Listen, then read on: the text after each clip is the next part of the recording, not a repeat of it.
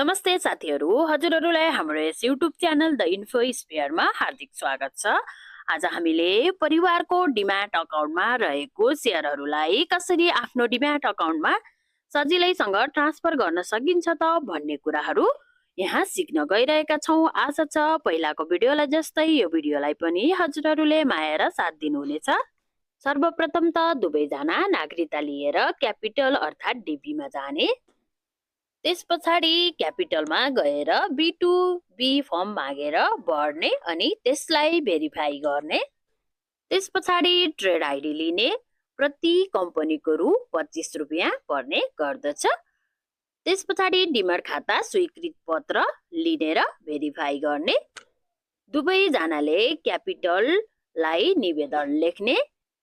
निवेदन लेखिसके पछाडि 3 पुस्ते नाता खोल्ने प्रमाणपत्र र दुईजना बीचको नाता प्रमाणित गर्ने कागजातहरू लाने र अन्तिममा क्यापिटलमा भरेर भेरिफाई भएका सम्पूर्ण कागजातहरू लिएर दुवैजना सिडिएसमा जाने। सिडिएसमा सम्पूर्ण कागजपत्रहरू दिइसके पछाडि बाँकी रहेका केही प्रक्रियाहरू पुरा गर्नुपर्दछ। यति गरिसके पछाडि हजुरहरूले पनि आफ्नो परिवारको डिम्याट अकाउन्टमा रहेको शेयर आफ्नो डिम्याट अकाउन्टमा सजिलैसँग ट्रान्सफर गर्न सक्नुहुनेछ।